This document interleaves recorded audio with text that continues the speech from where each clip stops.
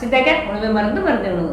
சமீப காலமாக அஜீரண பிரச்சனை இருந்தாலும் சரி, அடிக்கடி ஏப்பம் வந்தாலும் சரி, வாய்வு குடல் வாய்வுன்னு சொல்கிற நிறைய காட்டு தேவையில்லாத வாத பொருட்கள் நிறையா சாப்பிடும்போது அஜீரண கோளாறு ஏற்பட்டாலும் சரி, வயிற்று வலியாக இருந்தாலும் சரி, வயிற்று உப்பிசுமாக இருந்தாலும் சரி, பசியின்மை இருந்தாலும் சரி, எல்லாத்துக்குமே மருத்துவர்கள் அணுகுனாங்கன்னா அவங்க கடைசியில் சொல்கிற வார்த்தையாக இருக்கும், கெட்ட கிருமி வயிற்றுக்குள்ளே இருக்குது அப்படின்னு சொல்லிடுறாங்க. கெட்ட கிருமியே வயிற்றுக்குள்ளே இருக்கா அப்படிங்கிறப்போ நம்ம பேஷண்ட்ஸ் எல்லாமே பயந்துருவாங்க இல்லையா?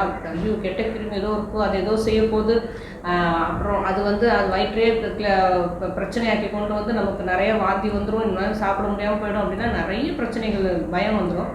ஒன்றுமே இல்லை, மைக்ரோ ஆர்கானிசம் சொல்கிற நுண்ணுயிர்கள், நல்ல நுண்ணுயிர்களும் சரி கெட்ட நுண்ணுயிர்களும் சரி நம்ம குடலில் இருக்குது.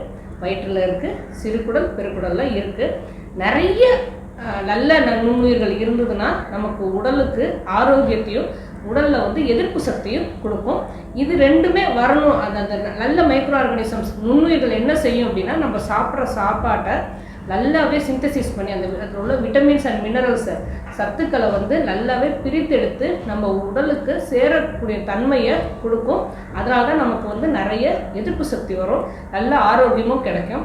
ஆனால் இதில் நம்ம நிறைய உடற்பயிற்சி செய்யாதால, நிறைய தண்ணி குடிக்காதால, நார்சத்து மிகுந்த உணவுகள் ஃபைபர் ஃபுட்ஸ் நிறைய எடுத்துக்காததால, நிறைய ப்ரோபயாட்டிக்ஸ் அதாவது நல்ல புளித்த உணவுகள் எடுத்துக்காததால இந்த நல்ல நுண்ணுயிர்கள் எல்லாமே சிறிது சிறிதாக குறைஞ்சி அந்த இடத்துல கெட்ட நுண்ணுயிர்கள் அதிகமாக பெருகிடும். இந்த கெட்ட நுண்ணுயிர்கள் பெருக என்ன ஆகும் அப்படின்னா, நம்ம சாப்பிட்ற பொருட்களில் உள்ள நல்ல சத்துக்களை பிரித்தெடுக்காம எல்லாத்தையும் வெளியே தள்ளிடும். கெட்டதை மட்டும் நிறைய அது சாப்பிட்டு உடலில் சேர வைக்கும். இதுதான் கிருமிகள் இருக்குது அப்படின்னு சொல்கிறது.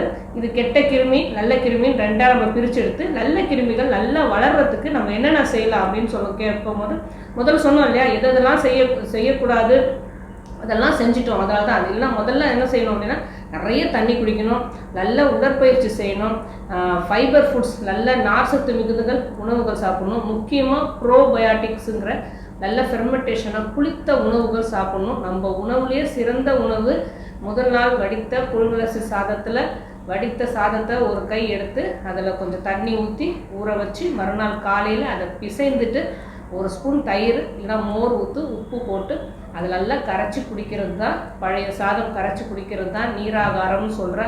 அதில் இல்லாத ப்ரோபயாட்டிக்ஸ் கிடையவே கிடையாது. அளவு அதிகமான ப்ரோபயாட்டிக்ஸ் அதில் தான் இருக்குது. மற்றபடி இட்லியாக இருந்தாலும் சரி, ஆப்பமாக இருந்தாலும் சரி, புளித்த உணவுகள் எது நம்ம அரைச்சி இல்லைனா வேக வச்சு அதை 8 மணி நேரம் புளிக்க வச்சு அதுக்கப்புறம் அதை சாப்பிட்றோமோ அதில் ப்ரோபயாட்டிக்ஸ் நிறையவே இருக்கும். அது அளவுக்கு அதிகமாக இருக்கிறது நீராகத்தில் இருக்குது. ஏதாவது ஒன்றுத்த காலையில் இட்லியோ சரி, ஆப்பமும் சரி, இல்லைனா பழைய சோறும் சரி, ஏதாவது ஒன்றுத்த டெய்லி காலையில் சாப்பிட்டே வந்தோம் அப்படின்னா இந்த நல்ல நுண்ணுயிர்கள் எல்லாமே பெருகும், கெட்ட நுண்ணுயிர்கள் எல்லாமே அழிஞ்சிட்டே வரும். இந்த நல்ல நுண்ணுயிர்கள் எல்லாமே பெருகி வரும்போது நம்ம சாப்பிட்ற உணவை கரெக்டாக சிந்தசிஸ் பண்ணி எனர்ஜியாக கன்வெர்ட் பண்ணி நம்ம உடலுக்கு தேவையான சத்துக்கள் எங்கெங்கே தேவையோ எல்லாத்தையும் கரெக்டாக பிளட்டில் கலந்து அனுப்பிவிடும்.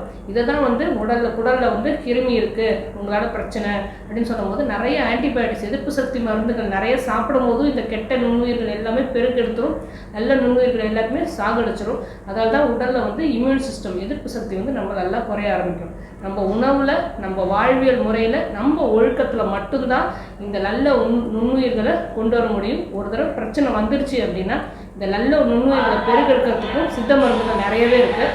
நல்ல நுண்ணுயிர்களை அதிகமாக வளர வைத்து கெட்ட நுண்ணுயிர்களை எல்லாமே சாகடிக்கும். அதனால தான் நம்ம வாழ்வியல் முறையை கரெக்டாக ஞாபகம் வச்சுட்டு உணவுப் பொருட்களையும் கரெக்டாக ஞாபகம் வச்சுட்டு நம்ம முன்னோர்கள் எது செய்தார்களோ அதை திரும்பவும் நம்ம வாழ்வியலில் கொண்டு வந்துட்டோம், சித்தர்கள் சொன்னதை எல்லாமே பின்பற்றிட்டோம் அப்படின்னா அந்த பிரச்சனையே நம்ம மீண்டு வந்துடலாம். அப்படியே நமக்கு இது வரைக்கும் செய்த தவறால் நமக்கு உடலில் மருத்துவர்கள் சொல்கிற மாதிரி கிருமிகள் அப்படின்னு சொல்கிற கெட்ட நுண்ணுயிர்கள் நிறைய பெருக்கெடுத்துருச்சு அப்படின்னா அதை அழிக்கிறதுக்கு சித்த மருந்துகள் நிறையா இருக்குது.